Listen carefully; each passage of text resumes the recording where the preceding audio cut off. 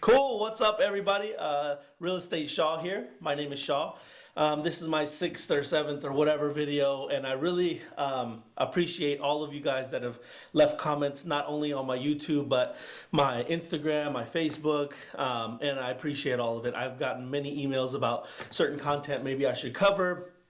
So, long story short, I really appreciate any engagement you guys have been doing with me. It means the world to me, and it's really cool on my end, starting out brand new as a YouTube channel, to create a few videos that actually have created some communication between us, which is incredible to me. So, this video is going to be about FHA. You know, everybody's talking about different kind of loans, different kind of guidelines and everything, and I wanted to kind of clarify or just cover the basics of an FHA loan. Now, it's going to be different in each one of your guys' counties, but here in Sacramento County, it's $598 limit for FHA, which is really good, which is incredible when you're thinking about right now how high the market is, which helps the first-time home buyer in the whole process. A lot of people ask me about credit score. Credit score, it's going to be 580 to qualify for an FHA loan. Some lenders will help you out, and you can get qualified if you're below 580, but on average, 580 is the limit for FHA. Now, if you have 580 and above, and you want to do an FHA, they'll allow you to put 3.5% down.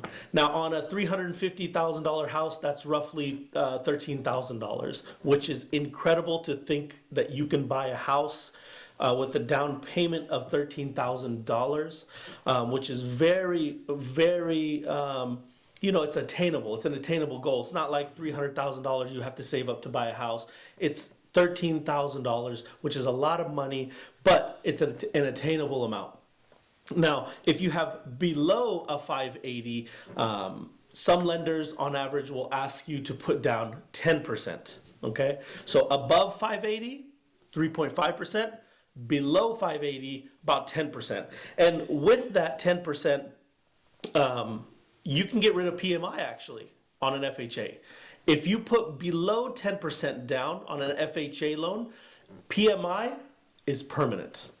Which some people like, some people don't like, but if you're getting into a house with $13,000 down, you got to weigh your options. And to have a PMI, which is roughly 0.80% to 0.85% on a monthly basis, is incredible. And, they'll allow you to get your own house, which can be your biggest asset in most cases, with $13,000 down. And you pay an upfront PMI fee of 1.75%, but a rolling monthly of 0.80 to 0.85, depending on how much you put down.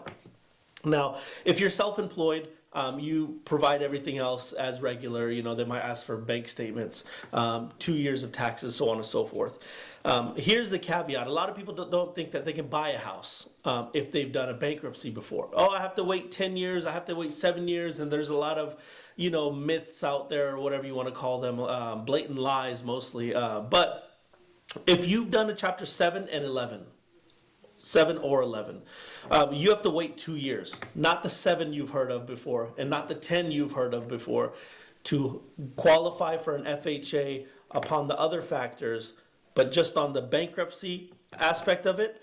If you've done a Chapter 7 or 11, you have to wait 2 years. The cool part is if you do a Chapter 13, you can qualify for an FHA right after the first year. A lot of people don't know that, again, because a lot of myths and misconceptions about bankruptcies and how horrible they are. But you know what? They've created some kind of system where you can get into a house, you can restart your life, your financial life and life within these guidelines. So again, real quickly, if you've done a Chapter 7 or 11, you have to wait 2 years. If you've done a Chapter 13, you can wait 1 year, which is incredible because FHA has looser guidelines on the bankruptcy, which is an enormous amount of help.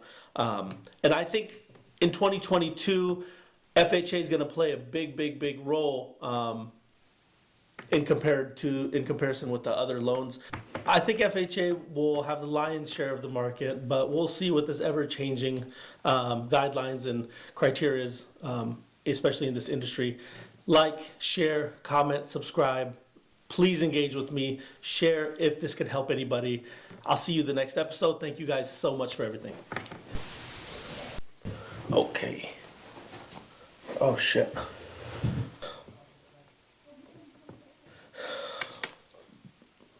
All right.